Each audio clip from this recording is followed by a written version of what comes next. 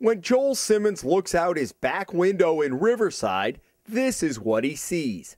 The Providence River in the distance with Crescent Beach below, a short walk away. When we bought this piece of property, before we even made an offer on it, we looked at who owned what here and where all the right-of-ways to the beach were.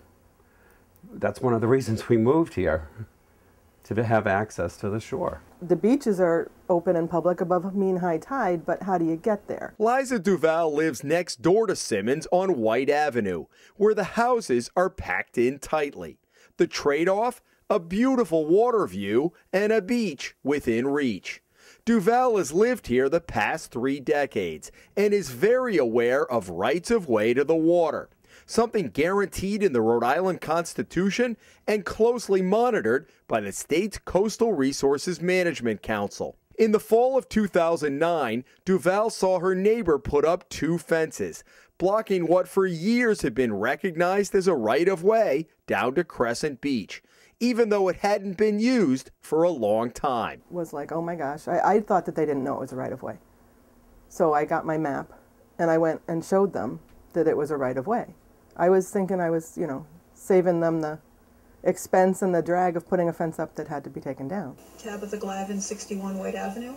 Duval says she got a chilly reception from the owner, Tabitha Glavin, a retired Providence police officer who bought the house at 61 White Avenue in 2009 for $300,000. Well, it used to be a right-of-way, and nobody uses it anyway. And, what are you, jealous that, that I didn't have that much land that I could just take over? And it was like, and she was very, in your face and hostile. Glavin put up 2 fences, a solid fence near the street and a picket fence closer to the water, saying it was for safety purposes because of a steep drop-off. When it was clear Glavin had no intention of taking the fences down, Duval and Simmons went to city officials. The city engineer, Eric Skadberg, eventually determined it was a city right-of-way. That was 3 years ago. And a stake went up in the middle of the right-of-way, a surveying stake, with ROW on it. So I was like, oh great, it's a right-of-way. The city put that there. The city put that, one of the surveyors put that there. So in your mind, it's been settled by the city at that point? Right, it's a right-of-way. And then what happens? Nothing. The stake disappears, the fence is still there, and nothing happens. The city's legal counsel at the time disagreed with the city engineer and allowed Glavin to keep the fences up until some agreement could be reached, instead of ordering her to take the fences down pending a settlement. In late 2011, a month after the city council held an informal hearing on the issue, Glavin sued the city, then went to court to get a restraining order keeping the fences in place. But the judge's order said the restraining order would have to be renewed every 3 months unless an agreement was reached. That was a year ago. City Solicitor Orlando Andrioni tells the Hummel Report he has informally continued the agreement with Glavin's lawyer, allowing the fences to remain up for nearly a year. Meanwhile, the case has gone nowhere.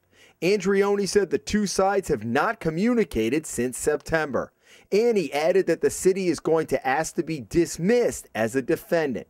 With the fences in place, Glavin has no incentive to push the lawsuit.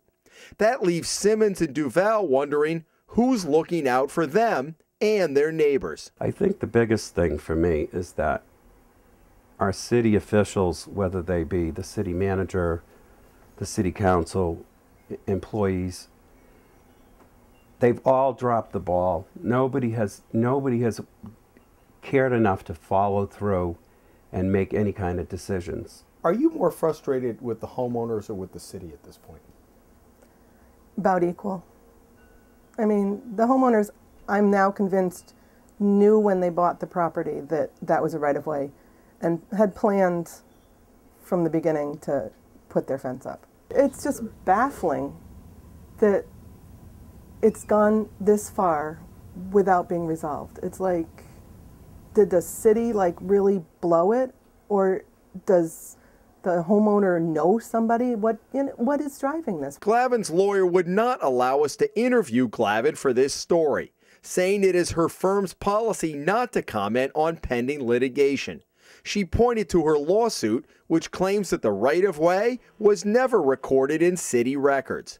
When we pushed Glavin's lawyer to speak with her client, the lawyer, Lorelei Flanagan, warned that if we identified Glavin, a retired police officer, and where she lived, it could put her in danger, even though she filed a public lawsuit with her address included and gave it at a city council meeting. Duval says her husband cleared debris about halfway up the right-of-way back in 2011, only to find that it had been put back in the same place a short time later. The only reason that there's so much interest in it is because they blocked it.